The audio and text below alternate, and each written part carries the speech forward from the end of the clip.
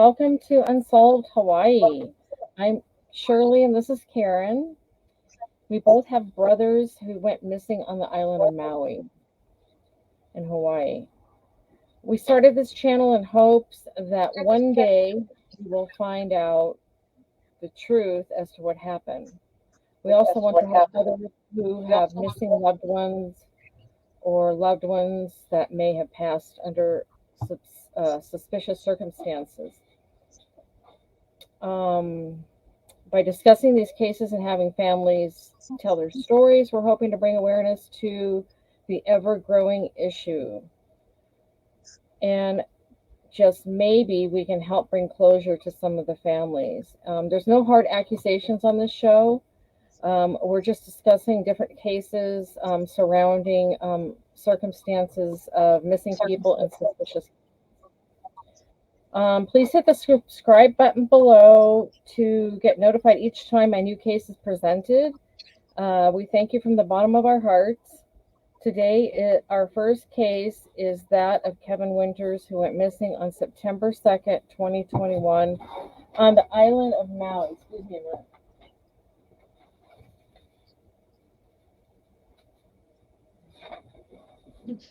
minute. I'm sorry. He went missing on the island of Maui. I will now hand it over to Karen Hoff, the sister of Kevin Winters and the co-host of this channel. So take it away, Karen. Thank you. Aloha, everybody. Thanks for joining us. And hopefully we can share some of the information. Specifically tonight, my brother, Kevin Winters. We created this channel to be a voice because there are many parallels to these missing persons cases. I've been asking the entire time, when will my brother's case be treated as a potential homicide? There's 56, I would say, at least missing or more in Maui right now. I've been told it's a dangerous paradise. Kevin, my husband, bought a one-way ticket for him back in October of 2018. I have it right here.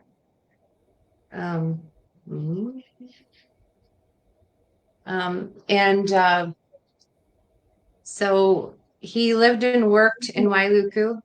He worked at the North Shore Hostel.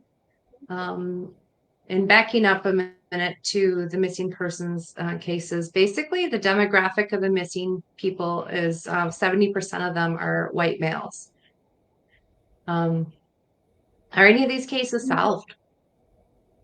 Why are the cases shelved? What's the protocol with Maui Police Department as far as these missing persons? So we're just basically trying to get on here and try and keep the momentum going for our brothers. We need help. We need boots on Maui, on the ground, because someone knows something, or we would have found a body by now, or something at this point. In my case, have completely railroaded by the Maui Police Department. He's a kind, gentle, humble person. I've heard from everybody on the island when we were there. He wouldn't hurt a flea, and his life mattered. He's not a stray dog. So I'm hoping that we can shed some light on all these families that have missing people. So we're not just seeing traffic accidents, brush fires, and basics that you see every day, lost dogs. As far as Kevin's situation, so he lived and worked at the North Shore Hostel in Wailuku for the last 14 years. He was let go from his job of 14 years and basically disappeared. He had money in his account. He spoke to my mom daily. He had to eat. He had to sleep. He had to go somewhere. He wasn't picking up his mail from the post office. He's not used his ATM card. He's not made any calls out. Typically, the only person he'd talk to would be my mom. The last text she received when she said, plug your phone in, because he said he was having some issues with his phone. It was on the fritz that he said, okay. That was the last conversation that she had with him. The last proof of life was on September 3rd at 6:45 in the morning. He was making a deposit at an ATM in Lahaina at the First Hawaiian State Savings Bank. The night before that, on September 2nd, he also had made a deposit. So if you originally, the detective was trying to say that maybe had a psychological breakdown or what have you, if you were going to fall off the face of the earth, you wouldn't be depositing money. I don't know about you, but I'd withdraw everything I had. Um, he was also on his bank statement. He had cashed out at Maui Company that evening. Um, and there is a picture of Kevin making the deposit the night before at the State Savings Bank in Lahaina. And looks put together there. He was always wearing jeans and dress shoes. And then and the next morning, I don't know if I sent you a picture on that, Shirley. He was looking a little bit ruffled, like he had slept somewhere. As you Oh, can see there, there's a bag with, it looks like some of his belongings in it. And that was the last proof of life that we have as far as, well, there was a picture after this at the same ATM. I don't know if I forwarded it to Shirley, but on the news articles below, it's, it'll be linked in there. There's pictures of him the next morning making a deposit as well. Having a job at the North Shore Hostel or anywhere in Maui for 14 years is pretty unheard of. So I'm not sure why he'd want to jeopardize his living situation. We were told originally, my parents were told, he took food out of the fridge that didn't belong to him, which being at a hostel, you have to label your food. And originally that's what they were told. When I started getting involved in it, because my parents are elderly, my dad's 80 some years old, and my mom and dad are not in good health. When I started to get involved in it, and this here is a picture of the North Shore Hostel. Originally, like I said, he was told he had taken, food out of the fridge that wasn't labeled. And then shortly thereafter, when I started getting involved, the detective had said that, well, Karen, you do know why he was let go. He took a phone from an intern that had been working there off the counter and put it in his pocket. I verified with the former coworker of Kevin's. He didn't take a phone. He moved the phone out of the window there. If you can see the window, it's right by the sidewalk because he didn't want it to get stolen and he moved it from the window to the counter. so That's which what we have heard as the family. And basically, at this point, that's hearsay because they say they have footage of this incident. I have yet to see that. sorry to interrupt The you, footage Karen, but gets broke. Yeah, sorry to interrupt you, hon. Which which window was it? I mean, I know it doesn't really make much of a difference, but do you know which window? that middle one, I believe. I believe Next it's to the the middle blue one by door. the, Next yep, to the blue door. Okay. correct. Yep. Okay. Okay. Yep. And so as far as, the North Shore Hostel, like I said, he lived and worked there for 14 years, supposedly took a phone and was let go, and disappeared. Um, we had heard that his last paycheck he never picked up, which later on the paycheck turned into, I had heard that it was a severance check. I had asked the detective, was the severance check, are they going to send it to my folks? I mean, there's been a lot of expenses with, us going to Maui and missing persons posters and what have you. And we were told that no, he never picked it up. So we tore it up. This is the hostel, inside the hostel. I'm not certain which room he was in, to be honest with you. But that is inside the hostel that we went to. We basically went there September, I believe, 9. My husband and I, we flew there and we got a GoFundMe and some friends and family had helped to get us there. We had heard from the detective countless times, when you're going to get here, you need to shake the trees, hit the ground running, try and help look for your brother, start from ground zero and figure out what happened. Um, in addition to that, he had another former coworker at the hostel who we met up with when we were there. And he did show us around, gave us the lay of the land. Pretty much, I think it was the next day I reached out to the detective because I hadn't heard from him. He knew when I was flying in and he knew exactly when I was flying out. And apparently he was in quarantine due to the fact he was exposed to COVID. I believe the exact words were, men plan and God laughs sometimes. I asked if I could speak to another detective. And mind you, we flew 4,000 miles to get here to find out what happened to Kevin to talk about his case. And he said, no, he's the detective on the case.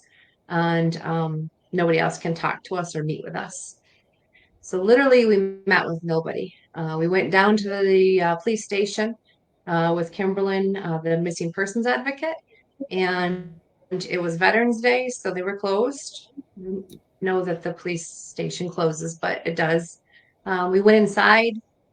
I did not post a picture, but there was no missing persons poster of Kevin up.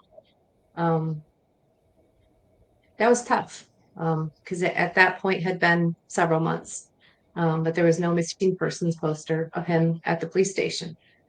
We had heard from, there was going to be a new chief, coming to Maui. Hang tight, and basically, hopefully, they're going to have a missing persons department, like a couple of detectives on it, and try and get some help for these missing people. So as far as where he went after he was seen at the ATM, like I said, he did cash out at Maui Brewing Company the night before September 3rd, so on September 2. He also went to Dolly's. We spoke to the bartender when we were there and confirmed that he charged his phone when he was there. And as far as where his phone was pinged, it was pinged in the Kanapali area. So I'm not really sure because I've been there. It's very heavily populated as far as I don't know how you could go missing. And if somebody passed away, not be able to smell a deceased body. That seems a little alarming to me, to say the least, because there's Caveat Maui Brewing Company. And quick fun fact about that, I can see there he's drinking. When I went there, the bartender or waitress had told me that was the same, he'd order the same drink as I did. Oh, That was wow. cute. But anyways, and then she's like, I'm sorry, honey, I didn't mean to make you cry. And I'm like, oh, Aw, that's okay. So that just makes me happy. Um, yeah. as far as the phone being pinged in that area, we don't have any footage. And it was, I've heard there's 8 cameras on that bus. I'm not sure. I've asked for footage on the Maui transportation because that's how Kevin would get to and from Wailuku to the Lahaina area. Because he'd either be, everyone knew him, and when they seen him, he was always alone, walking or taking Maui transportation. And he would frequent the Lahaina area. I think he liked the downtown vibe, and just eating well. And he'd go to, I verified with several different of the places that he frequented, and he'd have a couple drinks. I found his bank statements in his garage, and that was in line with what people told me, because it was like $15 here, 20 here. Because I think the narrative I was painted was a different picture, that he was an alcoholic. I don't think that did him any service whatsoever by painting that picture, because unfortunately there's a lot of homeless people on this island, and I feel like they chalked it up immediately and thought, yeah, here, add another one to the numbers. Um, I've talked to um, one of the former coworkers, he spoke to Kevin the night he moved his stuff to the garage. And he said Kevin regrets moving that phone. He wished he would have never touched it. As far as the persons report, my dad called the Maui Police Department back on September 8th. This here, I'll hold on to the police report thing. This is the garage where Kevin's Jeep was. And the missing persons flyer that's there on the garage has been taken down countless times. The garage has been broke into, and he had a Jeep that wasn't running. I do know there was an individual that wanted to purchase it.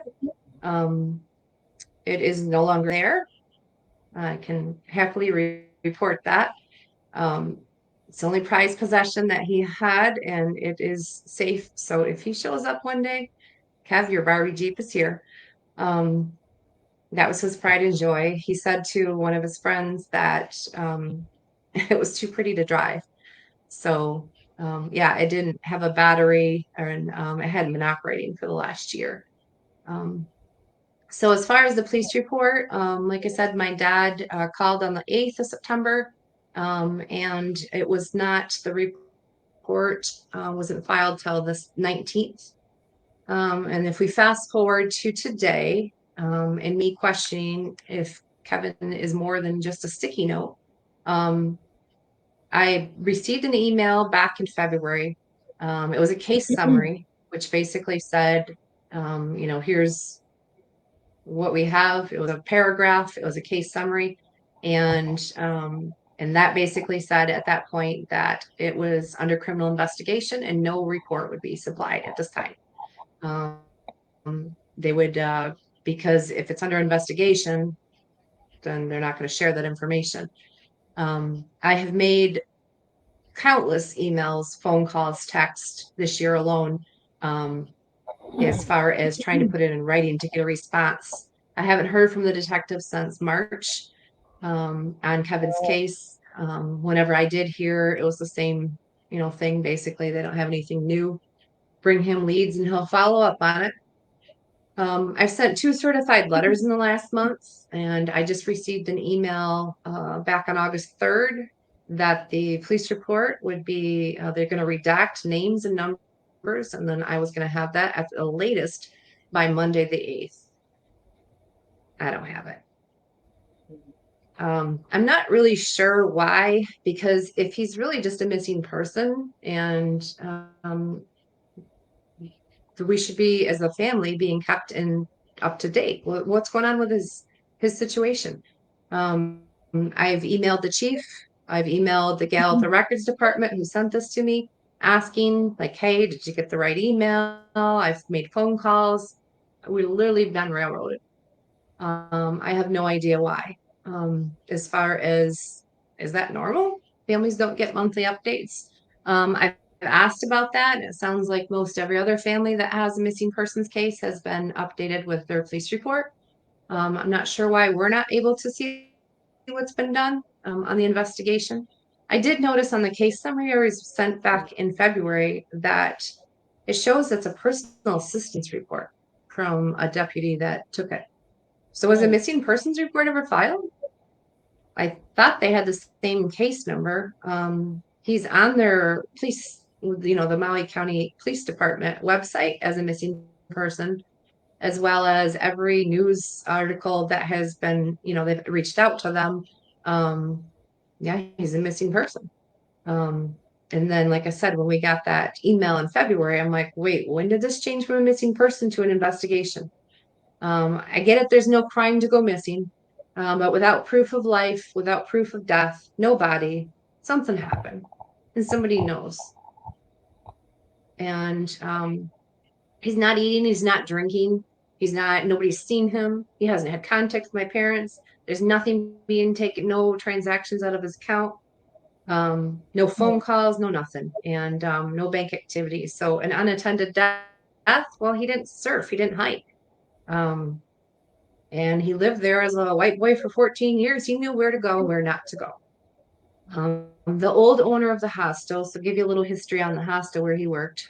He sold the hostel last year, I think May. And he had immediately, I received when I started looking into this, because like I said, my parents are elderly, and then I started handling this. I got a text from a former coworker that received text from the owner of the hostel that said he fears Kevin met with tragedy.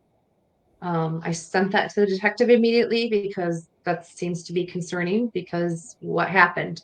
Um, why would he think that? Why would he think he met with tragedy? The new owners, because now it's under new ownership, they said they inherited Kevin. I had asked the detective about that, and he says that was just business talk. It's like, you get it's a new transaction, so to speak. Um, I think I already mentioned the paycheck, that was a severance check and that was torn up. Just seems like at some point, they'd reach out, and a 14-year employee, even if you are the new owners, you want to check in with the family. But um, as far as um, his termination, people knew about it well before he did. People who didn't work there. That's a bit concerning. There was many facts to this case that are beyond concerning. I mean, maybe at some point, just because right now I'm just trying to tell the story and ask some questions, we can dive into that some more. But the footage from the Maui transportation, I asked for that. And in the Kanapali area, because there's cameras all up and down that area. And I was asked to, narrow down the search. Where do I want to look? What bus stop? I have no idea. I've never been there at this point. I I don't know what bus route he would have taken, um, and then those they only have so much room to hold these images, so that got overwrote. So I feel like time goes by day after day, and I'm not really sure what's being done on his case, obviously. Um, So yeah, we flew to the island. We didn't meet with the detective. He was in quarantine.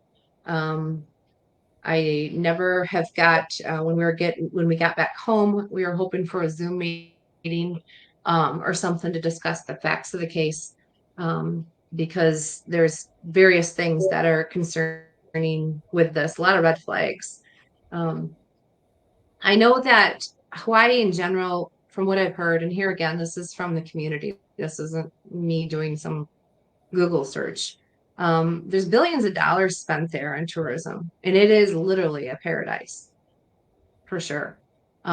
However, I think this knowledge needs to go viral, as far as people need to know that there's this many missing people on the island, and they need to, not necessarily as far as the tourism, but if the money is being made with tourism and drugs, um, Maui Police Department needs to be transparent with the community about missing persons and mysterious deaths. Um, it seems like I follow the news there, that the answer to everything is no foul play suspected. So literally somebody can get shot in the head driving down the road on a highway, and no foul play suspected, or a naked body in a field, and nope, that's normal, I guess. But um, I've learned a lot. Like I said, tourism and drugs, and that makes sense why you wouldn't want missing persons flyers up everywhere, because, well, everyone would be like, well, why would we want to visit here? Um, there's a deep, dark underbelly that no one wants to speak up, and no one wants to talk about, because they fear that they will go missing. Um, it's not going to change the fact that us coming on here and talking about our brother's cases and other people, the fact that they're gone and his life was taken way too soon. But I definitely don't want any other family to have to go through this living nightmare of what we've endured. And if there's anything that can be done to bring attention to this situation and to help look into these and investigate them, that's kind of the goal here. And if anyone is willing to help, that obviously is what we're looking to do. As far as the 11 months that I've been working on the case, I haven't received one tip or lead from the Maui Police Department. The number on the missing persons flyer was a former, he was a general manager there who's no longer even at the hostel. And he was the one who fired Kevin. His number was on the police, or not the police report, the missing persons report, as well as I believe the Maui Police Department.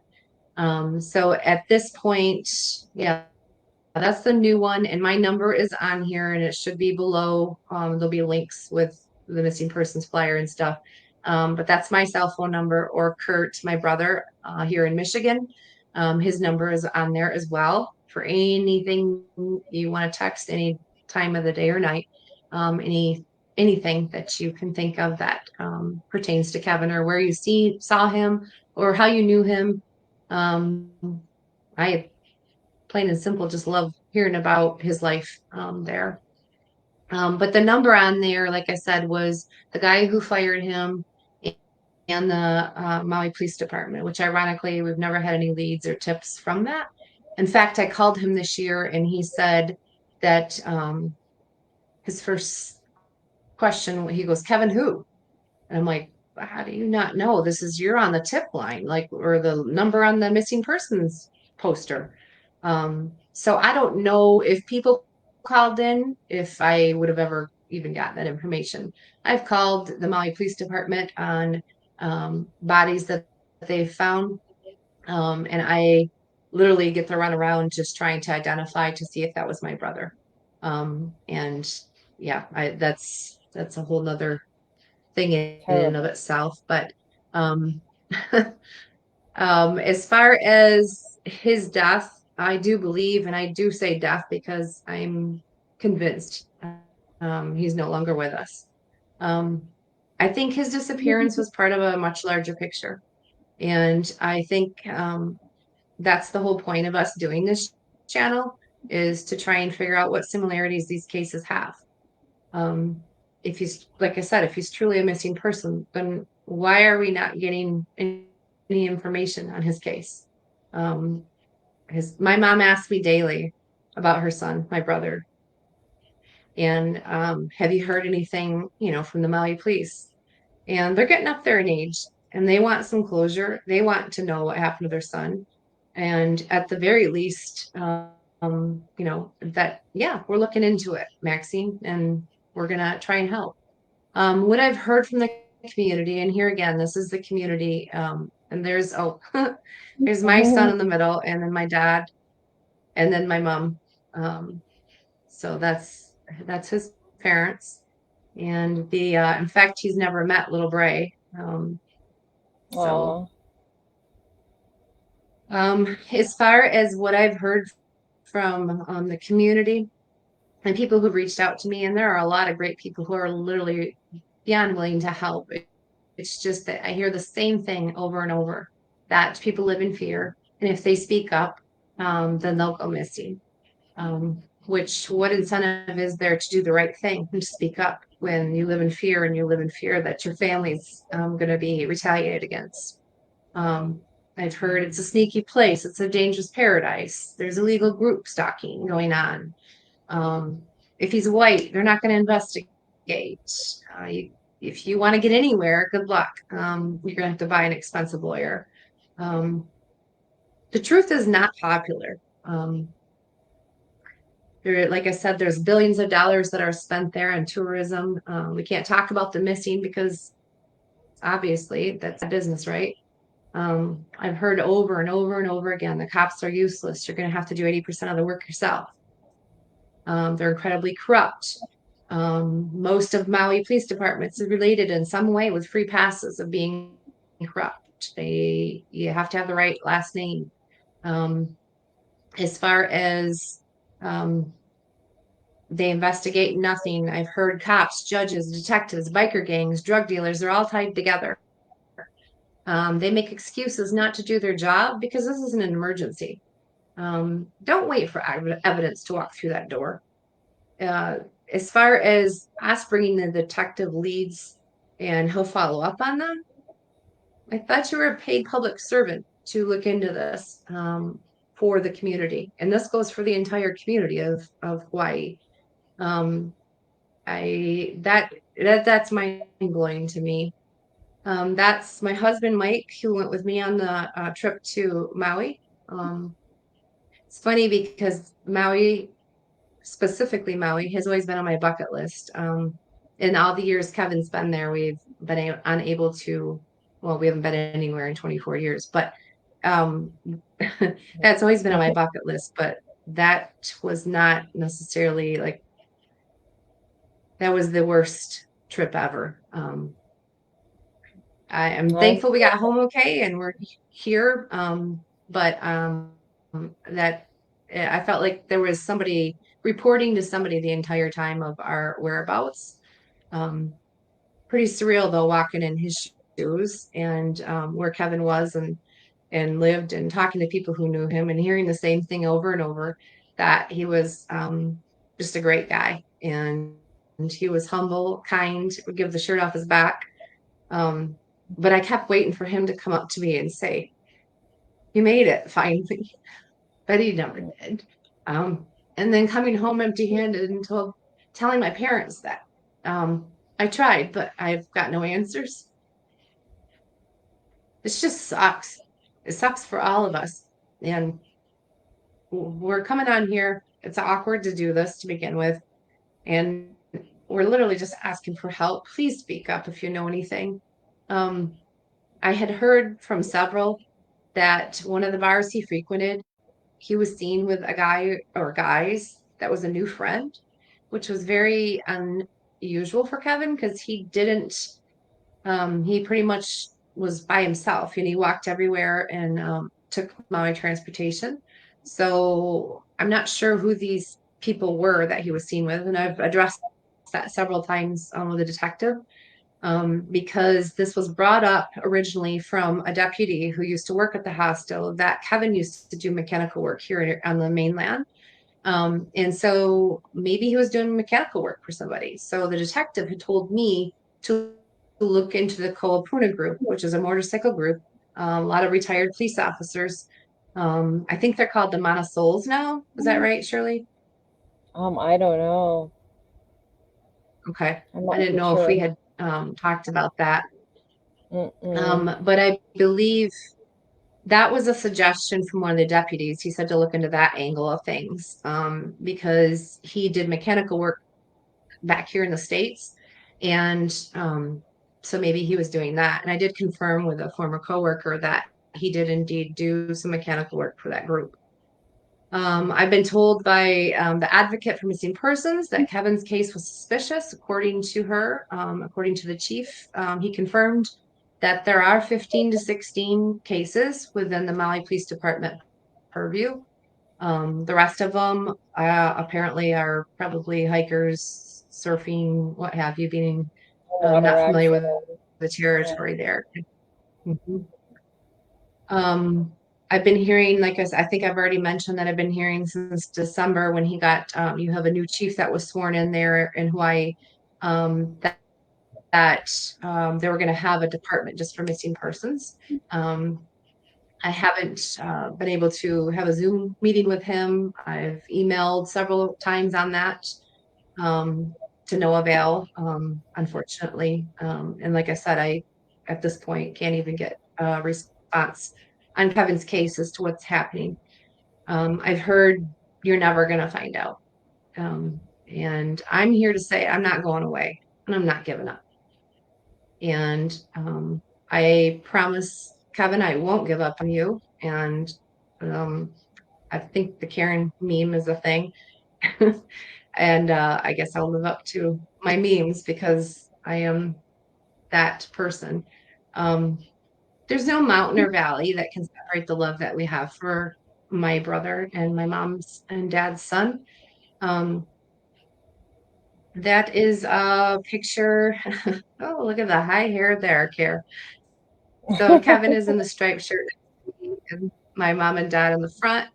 The brother that lives by me is in the red shirt. Obviously, this picture is Mm. older. I was much younger. And then the eldest brother is next to my grandma, which is my mom's dad. So just a picture there, the whole fam. Um, as far as we're a family of faith, thankfully, because I don't know how else we'd get through this. I really don't. But having faith doesn't mean we have all the answers.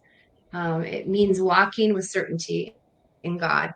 And when we have no certainty in our circumstances, um, I don't feel failure, but I feel that I'd be terrified of regret if we didn't try doing this. And Shirley and I have spent countless hours talking together and trying to be a rock and a support for each other, which that's kind of the point of this channel, is to come on here and give other people the opportunity to tell their story. And don't give up hope, and don't give up. Nobody should give up on their family.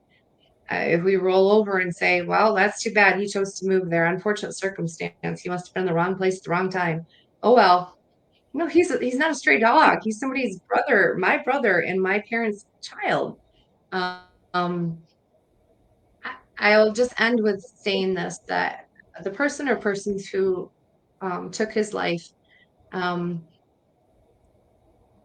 it's very disturbing that either hiding or disposing of his remains, so he can't even be buried with do a proper burial with love and dignity.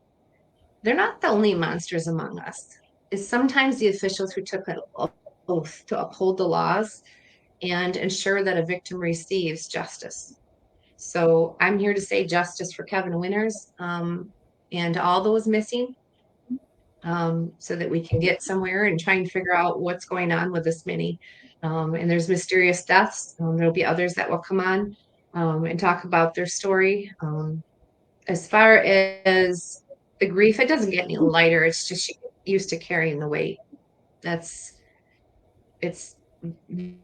very alarming why these cases are shelved. And at some point, if you choose to follow our channel, it's time consuming, so we won't keep you any longer. Maybe the next time when I talk Kevin's case, I can share more details of the case specifically.